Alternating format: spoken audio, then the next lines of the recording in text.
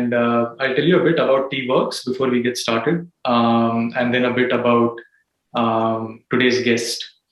TWorks is a Government of Telangana initiative.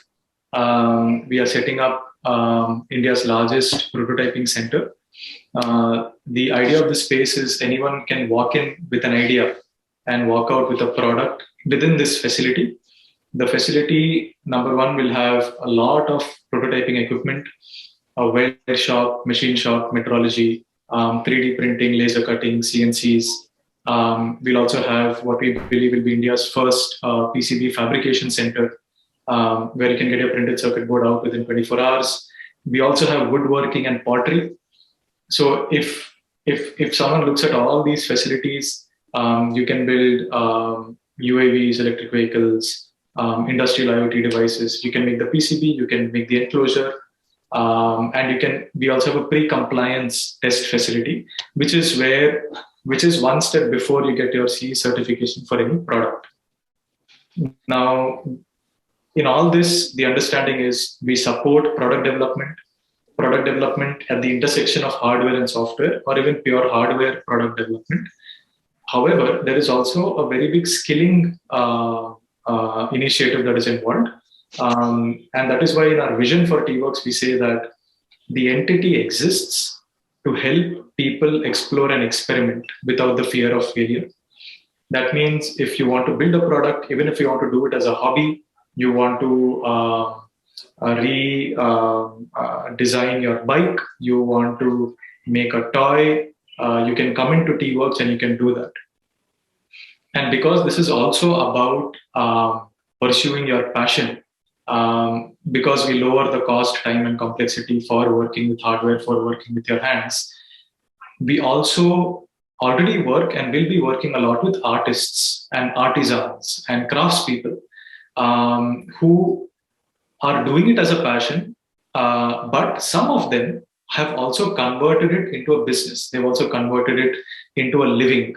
And that is one of the themes of this talk that we call Handmade in India. It is a play on Make in India, where we talk about mass manufacturing in Make in India, but Handmade in India is about artists who are pursuing their passion to make it into a business.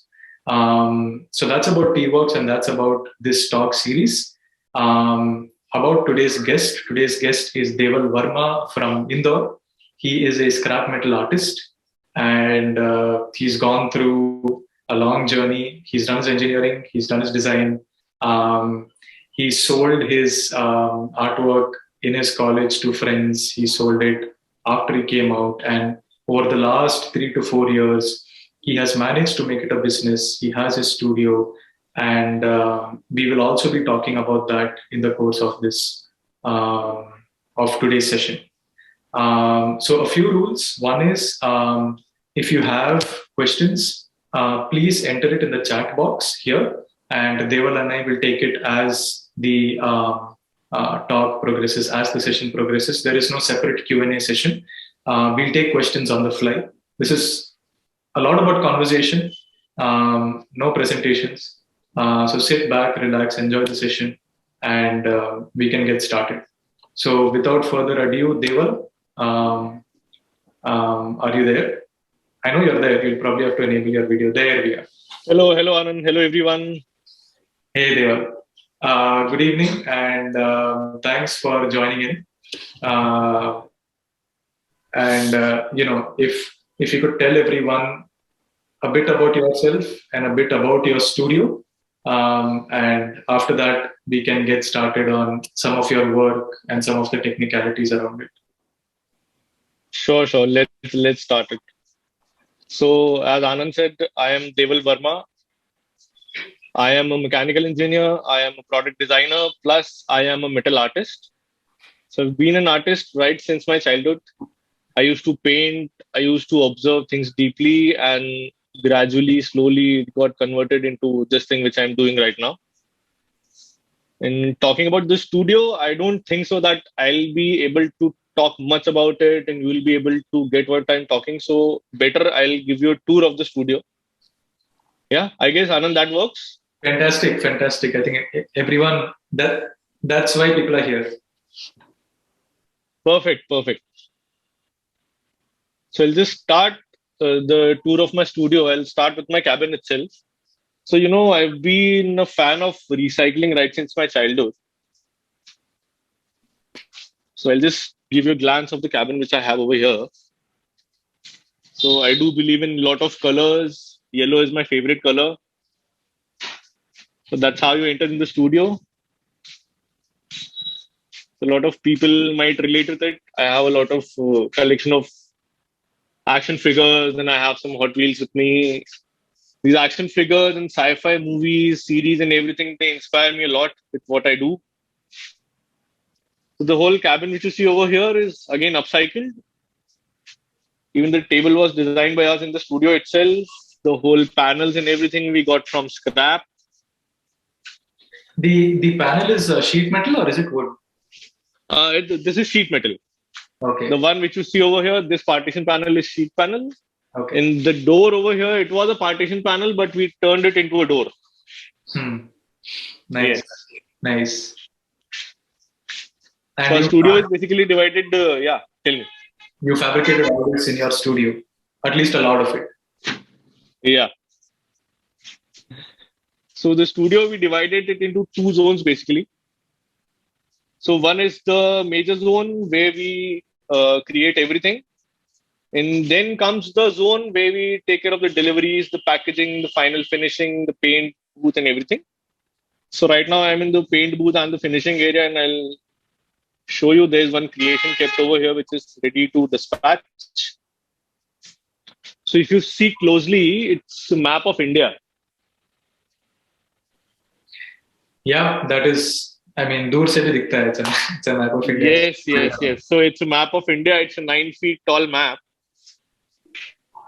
That is big. So we have, So we painted it golden and we have named the installation Sone Ki Chidiya. Ah. So the map will be installed in a city, in a district in Madhya Pradesh itself. It's a public sculpture. It's going to be a selfie point in the city. Yeah. And so this is the place. Yeah. Sorry, I think we can do the studio first and then shall we delve into some of your work? Sure. I'll just keep explaining everything which comes across, okay? Sure. Yeah. So that's where we enter the main area. And these are again some sculptures in the progress. So let me start from here. Yeah. So this is a major working area where we store our tools, where we keep our machineries, where we keep all our inventory. So actually it's all messed up right now because a lot of projects are going on, but mostly we try to keep it organized. We try to incorporate the teachings of 6S.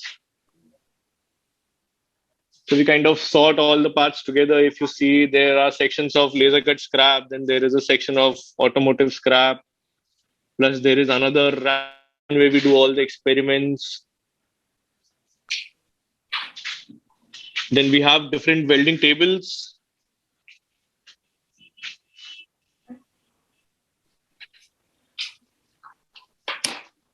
Do you have this is the welding machine which we use. Sorry, do you have welding jig kind of a thing also there? Yeah, we have welding jigs as well. Okay. We actually create jigs as per the requirement. This is one of the jigs we have created over here. Then there are more jigs lying around. We just fix them when it's needed. Actually, jigs and everything, they depend over the projects which are going along. Right. So this is the welding machine which we use. It's a combination of TIG welding and electric arc welding. It solves the purpose of both. So mostly when we have to weld these parts, the automotive parts, we use electric arc, and when it comes to sheet metal, then we use TIG welding. Nice. As you see, these are some sculptures in the process. We are creating sprinters for a township. So this series of sprinters will be running over water. So, just to explain you a little more about our work, if you see each and every part which is installed over here is junk. You'll be able to see some bearings, gears, springs, some other sheet metal scrap. And they are all welded together. That's how they are holding up. Huh? Yes, they are all welded together.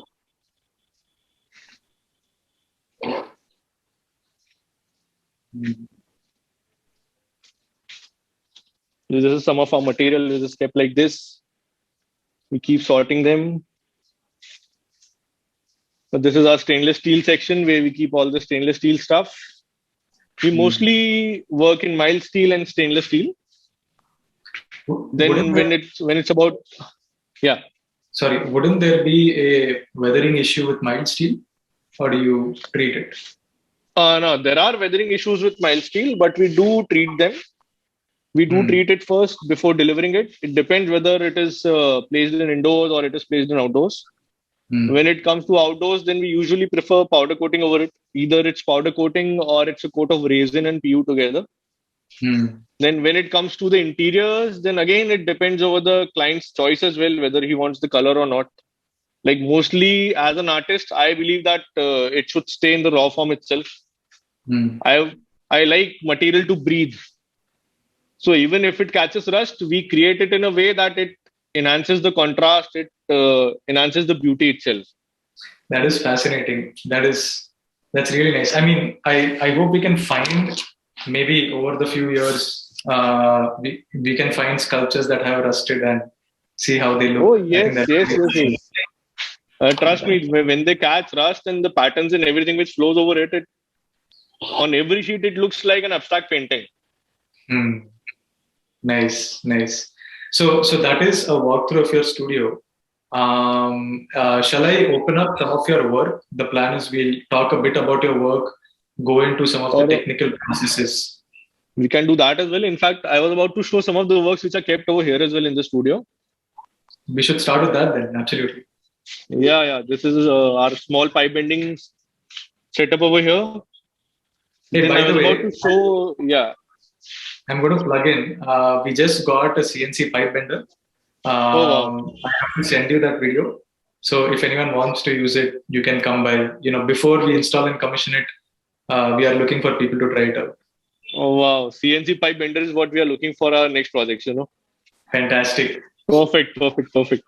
Yeah. So you see a minion over here. I guess almost everyone likes minions. Yeah. Once again, one of the projects going around, we are about to create almost 25 of these. You're going to make 25 of these, huh? Yeah, we'll be creating 25 of these. This is also 5 feet in height. Yeah. Wow. And all 25 are going to be the same minion, or are you going to make 25 different minions? No. Each and every minion will be different. Wow. Each and every minion will be different. They will be like even in the height, in the form, in the color combination, in the dresses and everything. Like if you must have seen Despicable Me, then you know how many kind of minions are there. Yeah. So we will be creating almost all of them. Man, that's crazy. And where is this? I mean, do you know where it's? Of course, you know where it's going to be installed or where it's going to be displayed. Yeah. Actually, we are making these on order itself. Yeah, these will be installed in a private property. Oh man. Yeah, so even the client is obsessed with minions. He's like, I want minions all over my property. Yeah. Nice.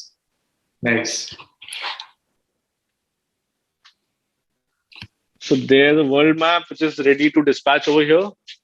Can you tell us a bit about this? So this world map, it's made out of chains. If you can see closely, these are chain links.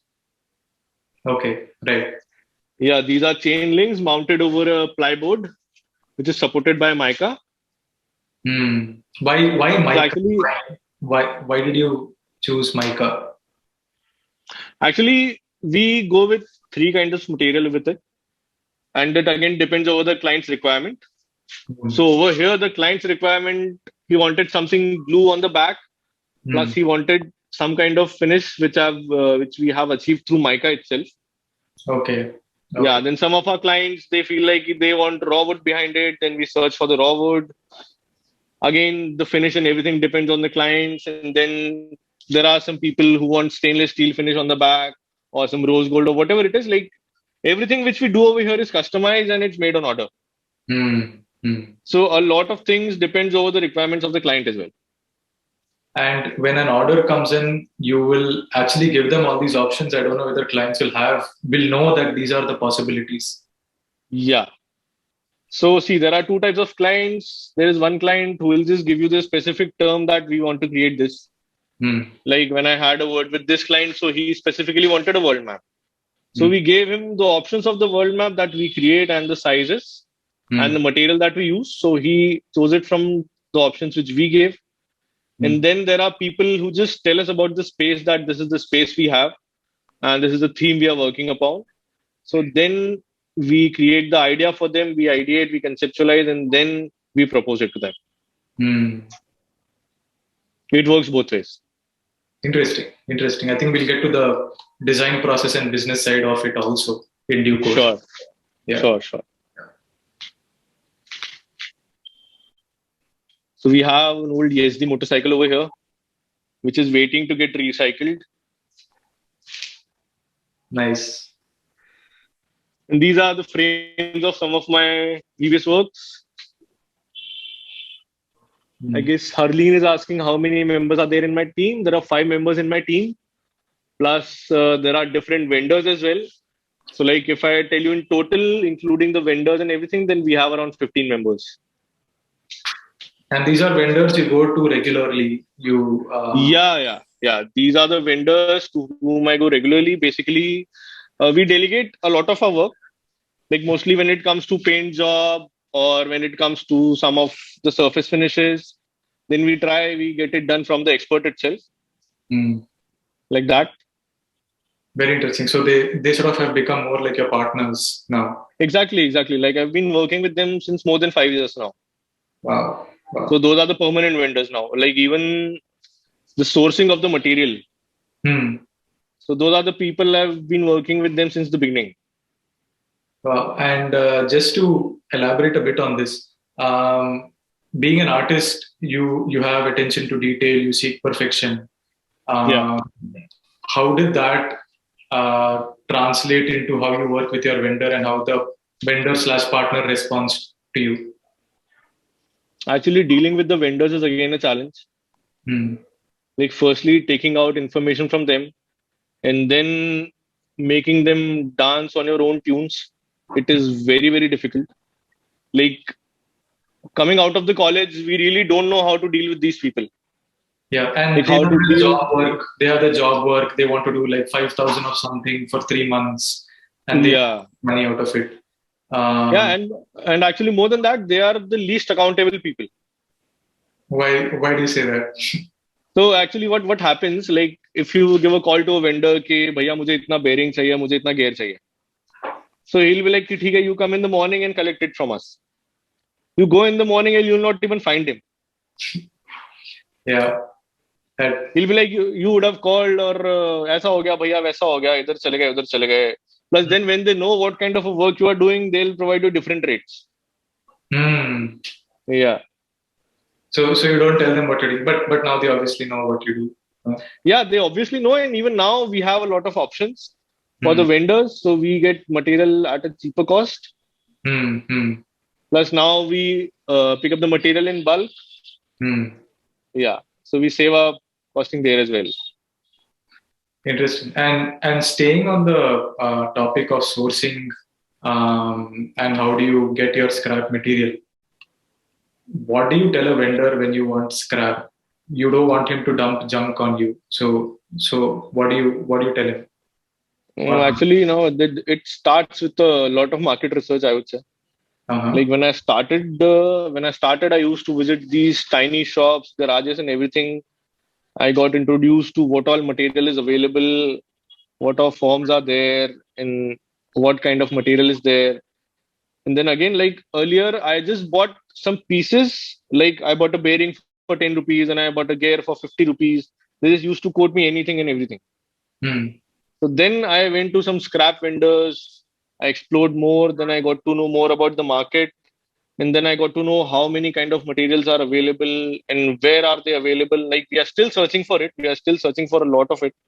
Hmm. Like now we have specific places from where we get sheet metal, specific places for stainless steel, for different gears, bearings. Now starting from a small junkyard guy to a whole factory, we go everywhere to source our material. Wherever you can get it from. And Like and yeah, yeah. do they segregate it and give it to you? I mean, if you say I want 1 kilo of bearings, you'll get 1 kilo of bearings. You won't get junk. Yeah. Mostly when we talk about bearings or such kind of work, then definitely there are some vendors who will be segregating it for you. But again, they'll be charging extra for it. Okay. Okay. Yeah, but still to save our work of segregating and cleaning it again and again, so we definitely pay them. We pay them something This makes extra sense. and then we do it. Yeah, but when then it comes to industries and everything, so then like mostly I have to go in personal to check out the material Hmm. Hmm. because it's my perception of what thing can be changed into what. Right. Right. Can we talk about some of the work we discussed? Let me share my screen. Sure. Let me see. Okay, I think this is the one. Um, can you guys see this?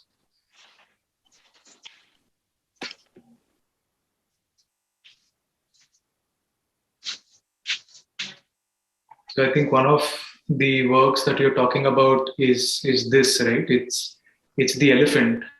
Can you tell us how you made it and how did you treat it? Because it's an outdoor installation. Yeah. Um, what was your choice of material like? What was the process like? I'm opening some of the images here. Can you? Okay, this one is a video, I think. Can you walk us through this? Yeah, sure. So we got this project of creating an elephant. It was a life-size elephant. And again, for a factory, we got this project, and the requirement was that they wanted an elephant which has to be made by their own factory scrap. Hmm. There was a setup already going on, and they had a lot of metal junk with them. So it was basically a food industry. So they had a lot of drums, sheet metal, pipes. Plus, then again, we introduced some of our material as well into it. Hmm. So it was one of our first outdoor projects, and it was this huge, humongous elephant itself. So it was a big opportunity for us. So it was difficult to accommodate the elephant in our studio. So we leased out another space on the side of our studio itself. We started building the frame. We hired more people for it. Hmm. And then we started, then here the mechanical engineering came into play. Hmm. Building all the trusses, building the base. So first we had to work with the framework. There was a primary framework which had all the trussing members, the pipes, and then came the secondary framework where we had all the bars and everything which were giving the form of the elephant. And then we got into the detailing, which part should go where. Like if you see right in the center, you will be able to see a huge lump of mass in the stomach, the golden one. Yes. Yes.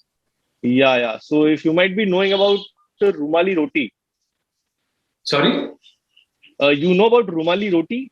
Rumali roti. People Yeah, eat yeah. Rumali roti. This is the Yeah. tawa So on which it's these are the, yeah, these are the tawas on which the Rumali rotis are made. nice, nice. Very So interesting. the And specification of the kind was, sorry, I was just going yeah, to tell me, ask. Go ahead. So when you get all this material, how much planning do you do before you start welding material onto the frame? Because you'll have some big parts, you'll have some small parts. How do you do that? See, now what happens with the big parts, it's not that easy to assemble the big parts over it. You Hmm. need to customize the big parts, plus you need to customize the frame as well so that it fits in perfectly. Then you need to check all the dimensions because when it comes to creating an anatomy, then I take care of every single detail. Hmm. Like me and my team, we work into god level detailing. Hmm. because then comes my designer mind into it. Yeah, I'm assuming there isn't a lot of room for mistakes, right? You can't weld something and then take it out. I mean, maybe you can. How do you take care of that? See, there are times when we do mistakes and we have to, like the front leg which you're seeing over here, Hmm. the front leg, we had to cut it off completely. Okay. Yeah. You had to cut it off completely. We had to cut it off completely because we shifted it 6 inches forward and we were not able to rectify it. Oh, wow. That's a lot of rework. Huh? Yeah. So such failures are a part of work. So I think there are questions about your design process, say for a project like this. What is your design process?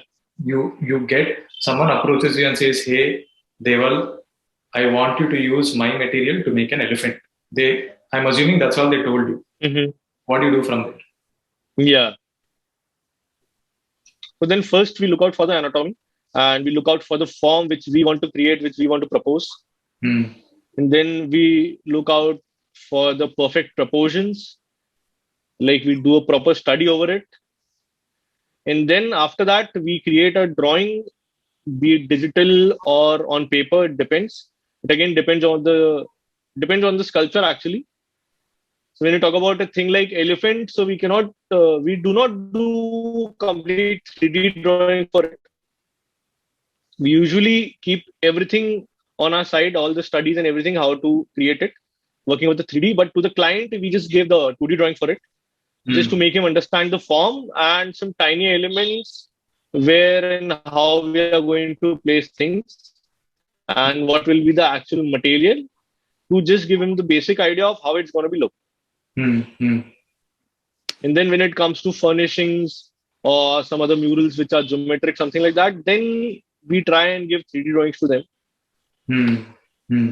Yeah. But here you just give them a 2D sketch, but internally you were making some sort of a 3D model or some sort of a 3D sketch, or maybe yeah. Like earlier we built a small model for ourselves with an exact anatomy. Okay. We got some elephant figures as well to study the forms, to study the shapes, to study the volume. So now combining all the studies together and getting the exact ratios, the proportions, then we started creating it. So if you see, there's a framework going on in this picture. Yeah. You can see the internal bars and then you can see the external pipes. Yeah. So you sort of create this sort of internal structure and then you start welding on top of it. And I can see you have a chassis kind of a thing at the bottom. Yes. On the bottom, we created a chassis which can take the load of the elephant and which also levels it out. And how do you estimate weight? I mean, because weight, load bearing capacity, you can only estimate it if you know what scrap you're going to put in. But how do you estimate? So actually, it's again a very, very difficult task because the parts we were using, they were not pre-decided. Yeah.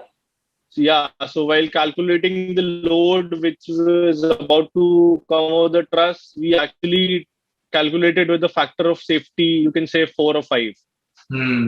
Like that is the over design that we do when we talk about the frame or the truss, because we cannot risk anything. Yeah. Just for the audience references, many of them will already know what factor of safety is. Can you briefly just tell them? Yeah, definitely. So to just talk in a very, very vague language, factor of safety, basically what happens, like if there's a frame of 1 Newton, if I've calculated 1 Newton. So what I'll do, if I'm taking a factor of safety of 5, then I'll design the frame for 5 Newtons. Just like that. You just multiply the factor of safety into the load and anything which you're getting. So if you think that it's going to weigh 100 kilos, you're going to design the frame for 400 or to take the load of 400 or 500 kilos. So you're quite... Yeah, exactly. Now, again, the factor of safety, again, depends over the projects as well. In a lot of projects, we are able to calculate it precisely or somewhere near to the actual calculation. So then, but at least the factor of safety is taken to be 2. At least we take it 2. Right. There's a question here. Are the parts that are to be put on the sculpture also pre-planned? Are they taken into consideration in CAD? Like, do you model gears and towers? No, the paths are not actually modeled in the CAD. A lot of paths are pre-decided, pre-considered, but we do not model them in the CAD. Like Hmm. if you see these spans which are used over the head or the stomach and all these things. So some of the major parts we decide. And Hmm. then when you see the springs in the leg and all those parts, so they actually are decided along with the anatomy. Hmm. Yeah. So like we were trying to replicate some of the muscles over here.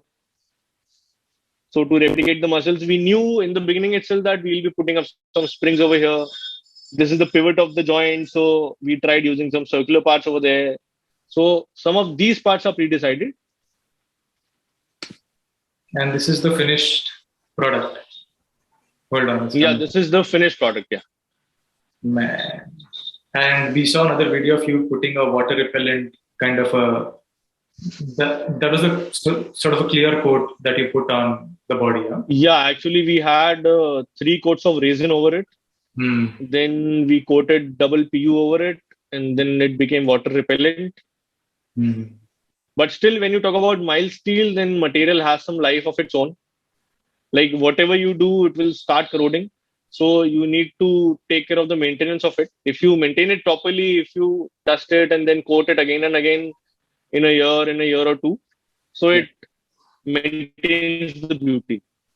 What are the tusks made up of here? The tusks are made out of stainless steel. And how did you get this form? They are individual strands that you put in together, or is it like a pipe that you formed or something? Actually, we made a 3D model of it before. Ah. Yeah, so then we got the dimensions of the internal rings, and then we got some of the cross sections of the sheets which we are going to assemble to create the form of tusk. Because again, it's a complex form, it's a complex shape. So we had to do that. You got it fabricated from stainless steel. We fabricated it ourselves. Oh, okay.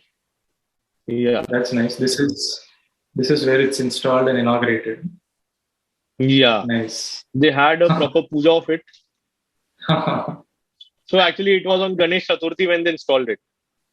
Yeah, yeah. Fantastic. Um, yeah, I think there's a lot of work. I've seen the bearded man. I think this was one of the first ones I saw. Okay. Um, and then there is the Peacock. There is your commissioned work for DHL. Yes. There are a lot of guitars. So let me. Can you briefly touch upon? I know we are a little short on time. Can you briefly touch upon how you came across your first commissioned artwork? Uh-huh. Uh, why was that important for you? The first commissioned artwork, that is actually a very, very interesting story. And actually, I would say that it turned my whole life upside down. Or right So, side? right after, yeah, absolutely. So, right after the mechanical engineering, I had a couple of placement offers in my hand. And meanwhile, I was waiting for the placement offers. I was also creating some of the stuff at home. So, I still used to do it as a hobby itself. And then again, being a mechanical engineer and then being an automobile enthusiast. So there was this Harley Davidson showroom coming up in Indore. So then again, I was pretty much eager to go and see how it's going ahead, who are the people working over there, and what Harley Davidson motorcycles look like and everything. So I went over there. I met the architect who was creating the showroom, and I showed him some of my works. Okay, this is what I do. This is something related to motorcycle only because a lot of parts which I use are mainly motorcycle scrap. So he was very much impressed by it, and he was like, "Why don't you come day after tomorrow? There is a group of riders coming from Delhi, so they would love to buy your stuff." So I was like, "Fine, it would be great." But then I went back home, and there was an idea in my mind. Why don't I propose a design to them? So it was a very, very simple design. I just gave them a proposal. How about if we create a Harley Davidson motorcycle, Harley Davidson logo out of motorcycle parts? So they loved the idea. I went to them with a blueprint. And then they were like कि कितने का पड़ेगा ये क्या cost होगा इसका and just to give them a vague amount मैंने जो मेरा सैलरी प्राइस था जो मुझे सैलरी मिलने वाला था मैंने वो बता दिया कि 25,000 था that was my primary salary which I was about to get मतलब 25,000 का होने वाला So they were like, ठीक है, you are playing with the blueprint of the logo, तुम उसको बना के लेके आओ, उसके बाद we'll discuss the finances. I was like, ठीक है, fine, let's do it. So I took a time of 1 month. मैंने उसको बैठ के बनाया. In fact, I welded it in my college workshop itself because at that time I was not having the welding machine. So again, I'll get back to this, the challenge of the space. But yeah, then when I went to them with the logo, they were so impressed. वो अंदर से the owner, he came and he gave 25,000 cash in my hand. And I was like, oh wow, yes, this is the logo. Nice. This was your first commissioned art piece, huh? This Nice. was my first commissioned art piece. And then when I talk about details, right? So these Harley Davidson guys, they rammed me. They were like, you need to take care of the details. You are playing with the logo. It has to be the blueprint. Not even an should be here and there. You need to create it perfectly. And right since my first project, I had this habit of creating everything near to perfection. Nice. Nice. So can you tell us a bit about how you have from making a Harley Davidson logo, you decided the price because you had an offer in hand. You said, this is the price. Yes. How did you work out pricing, and can you tell us a bit about the journey of converting this into a business? Where you have recurring revenues, you have predictable revenues. What are your finances like? What are your finances like? Can you talk a bit about that? Yeah, sure. So earlier, when I just started, the amount used to be very vague. There was no planning behind it earlier. But then slowly I realized, and I went to a few people who used to deal in finances, some of my mentors. Then I met a CA as well, a chartered accountant.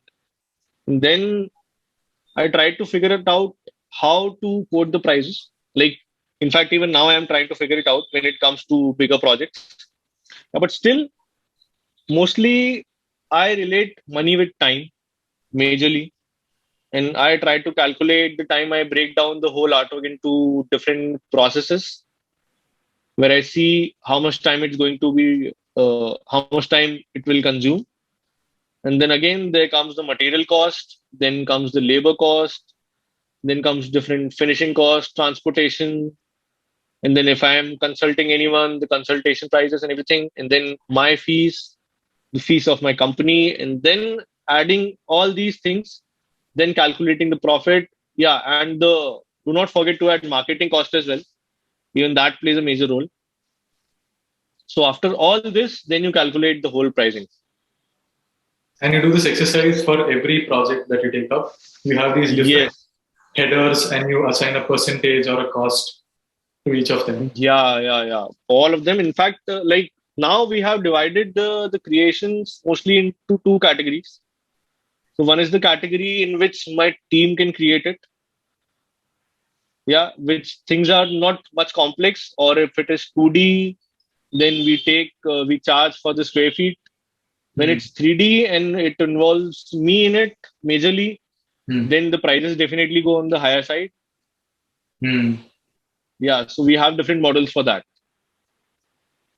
Interesting. And you also talked about, you were saying when we spoke yesterday and we spoke today, that you want to talk about if there's one thing you want to share with, say, the artist community or budding artists or students, is how do you combine art and commerce? What are your learnings from that, or your views on that? No, that is one of the most important things I would say. Like one of my mentors used to tell me that there is no art without commerce. Like unless and until you have money in your hand, you cannot create art, or you cannot completely focus upon it. Because making it as a hobby, it's fine, you create it. If you have another sources of income, it's fine, you create it, you invest your time in it. But when you really want to make a living out of it, then you need to create a balance between the commercial work, the art which you're doing, and you need to know about the finances as well. You need to maintain your balance sheet, you need to maintain the resources, the expenses, and everything which you are getting. You need to be very much clear about the profits you are gaining out of it. So every job that you take up, you have a clear, you know how much profit you're going to make out of it. Yeah, mostly. So, okay, mostly. So some projects will be commercial, like you mentioned. You had to make 25 minions, or Yeah. you have these planters that are there, and you said you've made thousands of them, Yeah. and you've made about 2-3 dozen of these guitars. Yes. Yes. How do you balance your requirement for business and your thirst to do something experimental, your thirst to do something creative, or do you manage to Mhm. combine both of them in every job? Like when I started working over it, it was very, very difficult to manage it. I was only able to do one thing at a time. Hmm. Like now, but when I have a team, so even when a client comes to us and asks us to ideate, then actually I have a to-do list. I Hmm. have a complete list of things and projects which I want to do personally, which I want to create myself. So Okay. whenever a client comes to us to ideate, then those are the few designs which we pitch him first. कि अगर ये बन जाता है तो definitely I would love to create it to add it in my portfolio. That is one thing, which has a lot of quotient of art in it. Hmm. Then comes the commercial project where we plan the whole month. In fact, earlier we used to plan the month. Now we kind of plan almost 3 to 4 months, where we decide the timelines for all the projects. And then it is a combination of the commercial projects and the artistic project which is going on. The commercial projects mostly they take time of around 10 to 15 days. And the bigger artworks which I talk about, they mostly take time 2 months, 3 months, depending on it. So there are simultaneously 4 to 5 projects going on. Hmm. Can you, okay, there's one question here. Arlene asks, how was the initial process of working with new fabricators? Considering fabricators are usually more accustomed to standard works and not experimental work like your customized pieces. Oh, yes, yes. That is such a difficult task. So earlier, when I was not having any welding machine of my own, so I used to stick the parts. I used to divide it into different components and I used to stick it with Fevikwik and take it in my hand to the welders. कि भैया एक spot लगा दो भैया इधर पे एक spot लगा दो and they used to keep me standing for more than half an hour 1 hour मैं खड़ा हूँ इधर पे कि भैया हाथ का काम हो जाने दो then we'll be doing it. But then when they saw my consistency, so even the fabricator over there, he became my friend. And he was like, you do one thing, you come at night when we shut down our shop, when we shut down all our operations, you come after that. So there were a Hmm. lot of projects which we made overnight in the night itself. And he used to Hmm. stay for me. Definitely, I used to pay him extra for that. But it is extremely difficult to make them work because they are like कि हमको ज्यादा आता है आपको कुछ नहीं पता है.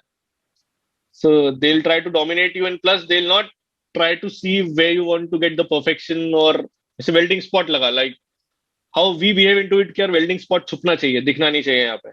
But they'll Hmm. be testing the welding rod over there, that place itself making them dirty and so difficult. It's very, very difficult. Can you talk a bit about the pricing? How do you price this? So when I say how, I'm actually asking how much did you price it for? If you're comfortable sharing that for some of these, for some of Uh-huh. the jobs. So I guess I'll be able to share for the guitars which are made over here. Let me check these. Yeah, we can talk about the guitars. Okay. Yes, some of these guitars. So we have made almost 40 guitars up till now. Okay. Yes, so we have created different body styles, different shape. They were highly customized as well. So the range of guitars mostly starts at 30,000, the Hmm. basic ones. All of these are life size. But again, it depends over the customization plus the requirement of the client and the material which we are using, that how the cost is going to be. Like Hmm. starting from 30,000, we have sold a guitar on about 1,20,000 as well. Hmm. If you're So using brass in it, if you're using copper and all the other stuff or precious metals, then we'll definitely raise the cost. Again, also it depends on the complexity of the body and the design which we are using. this one looks quite complex though. What is your The experience? horse, Yeah, the horse. Yeah. yes, horse is again like horse and animal itself is very, very complex. Yeah. So when you talk about horse, you need to work a lot on the anatomy. And you've done a lot of And animals, like fish, horse, peacocks, elephants. yes, yes. Some of them. All of these animal figures require a lot of study. You need to study all the proportions. You need to do sketching. So I have learned this one thing: ki the more time you spend on paper, the less time you will be spending on the field. Hmm. Hmm. So you need to memorize the forms. You need to memorize the dimensions. You need to memorize the scale. You need to do that. And then coming back into it, so when you have to assemble it with metal, it gets very, very difficult. Hmm. So it's better you memorize all these things. Interesting. Okay, I think we've covered a lot of the technical part. And if folks have questions, please put it in here. You did your bachelor's in design and then your bachelor's in engineering and then your master's. Yeah. Uh, Yes. What change did you see after you did your bachelor's and you started working and after you did your master's? Mhm. Because you were doing this even during your bachelor times, right? Yes. Yes. The Yes. first project was after your bachelor's. Yeah. Yeah. So actually, when I started it after the graduation, after the mechanical engineering, I did not have any kind of approach to it. It was just that it was a rough paper sketch and I need to create it as per the available material. But then when I went into design college, we got to know a lot about the customer. We got to know a lot about how things can be created with finish, plus how you can mold material as per your requirement. We got to know a lot of material handling techniques as well. So we got to learn that. And more than that, in the design college, we just did not learn how to design it. We also learned how to sell it. So we had a course of design and business. So at that time itself in the college, I designed the business model. So again, I would like to focus on the business model over here. It is very, very important. If you really need to create art for a living, then you need to create a business model first. You need to jot down who is your target customer and then how to take care of that requirement. You need to think with the perspective of the client as well. You need to take care of those things. Yeah, and then after design, the work changed drastically. And can you tell us? So we are a government company. We have a lot of committees. We have a lot of advisory boards. Uh-huh. I know that you also have a committee that Yeah. helps you deliberate on your future. Can you tell us a bit about that? Yes, yes, yes. So that committee which I was talking about is my family. The decision makers which sit over there. You literally called it a committee. Yes, yes, yes. When you're talking, yeah. Actually, in the beginning of the career, when I was in mechanical engineering, and after that got the placement offer, and when I had to break it in the house, ke, "Okay, I don't want to go for the job." Yeah, this is the committee.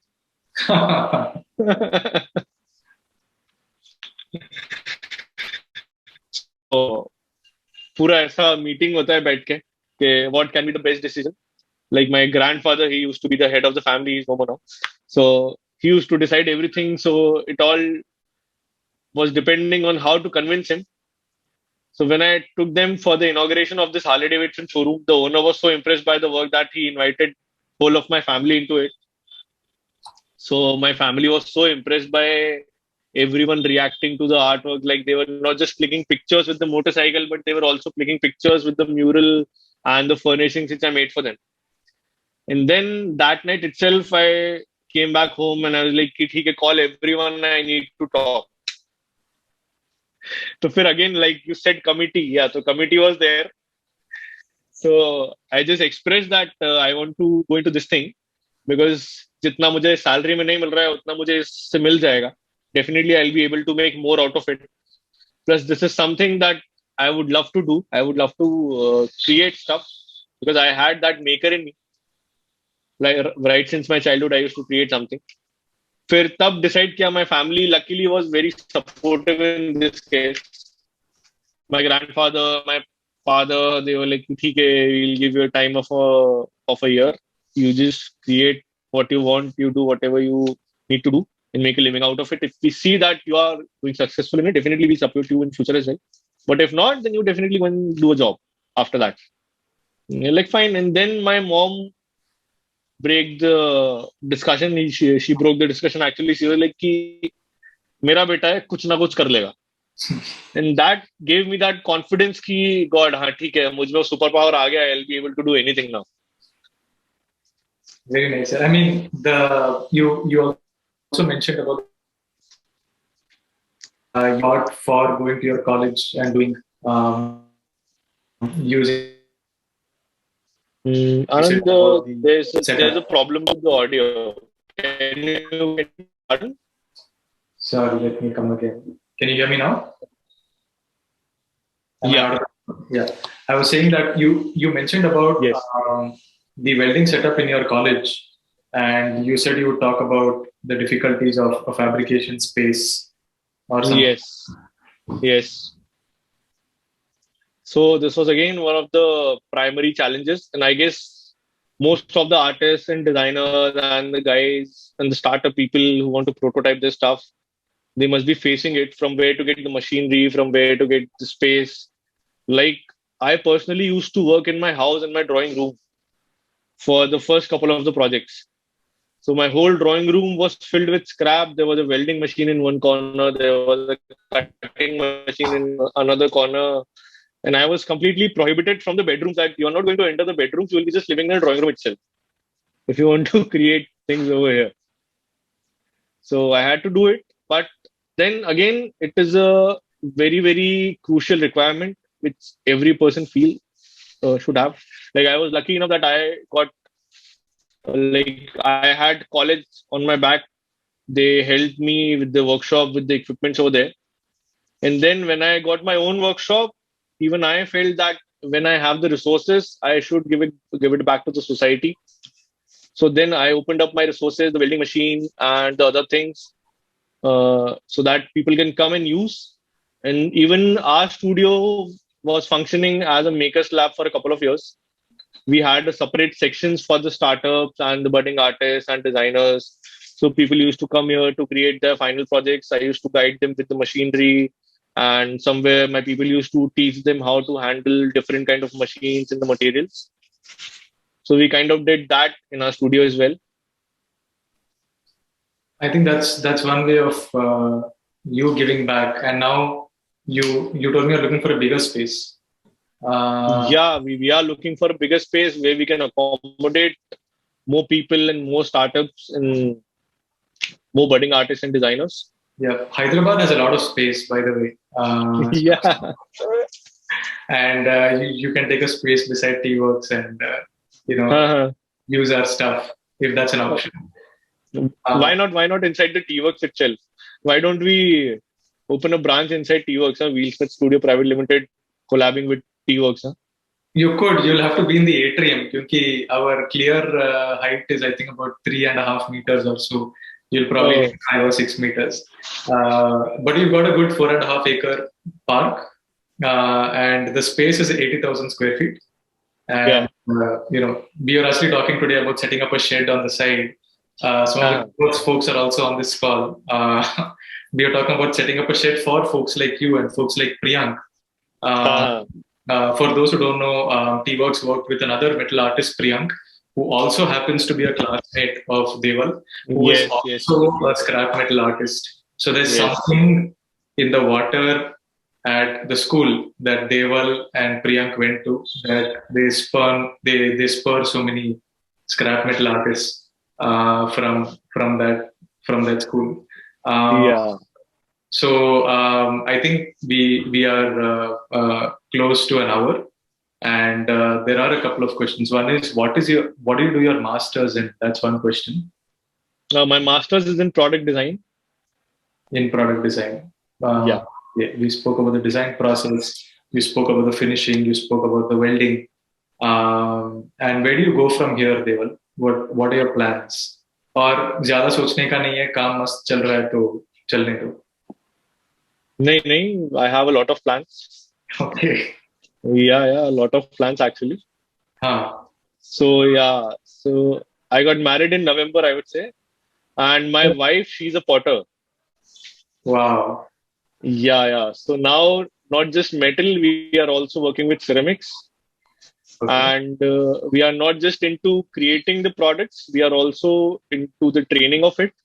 We also take workshops in schools and colleges where we teach hands-on to people, where we try and help them unleash their creativity. So me and my wife, we both do the same thing because we both are someone who focuses a lot upon hands-on experience, which is very much important right now. That is fantastic. And you both met at MIT is what you mentioned at your master. Yeah, yes. Wow, very nice. Did you talk to her about your business struggles at the time? Yeah, वो सब side में. No, no, no. She knew everything about it. Nice. Good She to knew everything about it. good to build relationships on trust. I think that's very good. Oh, yes, yes, yes, definitely. So finally, wanted to ask you, how do people reach you? Whether they want to work with you, do you have any openings at your studio? Um, Yeah. if people want to, um, sorry, if people want to commission some artwork from you, how do they reach you? See, now talking about the openings, we do have some openings at our studio. We are looking out for interns working over some specific projects which we'll be mentioning in our Instagram account very soon. And if you really want to learn metal art, then you can definitely contact us through Instagram or our email address or through our website. You can do that. We'll be happy to entertain you guys. And then talking about the commission work, you can contact us anywhere. My contact details are available on the website, on the Instagram, and even for any kind of commission work, you can let us know. We are happy to do it. Or if not, then we can definitely help you out with it. Nice. And how long do you generally take when someone asks you, okay, hey, can you get this done for me? What is the cycle like? Like, see, usually if I talk about the current scenario, then we have a waiting period of 6 months right now. When you talk about the commission projects, then we have a waiting period going on. But then again, when it comes to some smaller projects like guitars or some murals or something like that, then we take it and it takes us around a month or so. Okay. Okay. Yeah. So Yeah. the waiting period is 6 months if someone wants to get something made with you. But I guess Yeah. it's worth it. Yeah. Definitely it is, I bet. I think that's all that we have here. Deval has to run for another meeting. We Yes. generally have these sessions for about 90 minutes, but there's a cost associated with it because you can see how focused Deval is in his work and business. So thanks so much, Deval, for Most welcome. Most welcome. and of course, this will be posted on our YouTube. There'll be clips coming on social. Please like, share, and subscribe. I'm not on social Perfect. media, but I keep hearing that over and over. That's why I'm saying it here. But thanks, Deval and Megha. Thanks for organizing this. And we have another member, Vasumana, who's also helping organize these. And the series will go on. We'll keep connecting artists, and we are creating a platform where everyone we've talked to and their networks will be part of it. So you will get to meet leather crafts people, you'll get to meet other potters, Wow. you'll get Wow. to meet other woodworkers. So I think creating that community is something we are working on currently, but we'll add you to it right away. Perfect. Perfect. That's amazing. Yeah. Thank you so much, guys, for having me. It was a very good session. Yeah. Thank you, Deval. Thanks, Deval. Megha, over to you. Yeah, I just want to thank each one of you, especially Deval. It was an amazing session. Thank you so much, Anand, and thank you everyone in the audience. I have dropped a link for T-Works plus Deval's Instagram as well. So please do connect with us. We'll be putting up the recording. You can check it out. I saw a couple of people left. Maybe they're going home or maybe they're traveling. So probably they can check out the session. And thank you so much, Vasumana. She was putting up a lot of posts and doing really cool stuff. So that actually piqued my interest as well. Okay, thank you so much. Thanks, Deval. Thanks, guys. Bye. Thank you so much. Bye. Bye.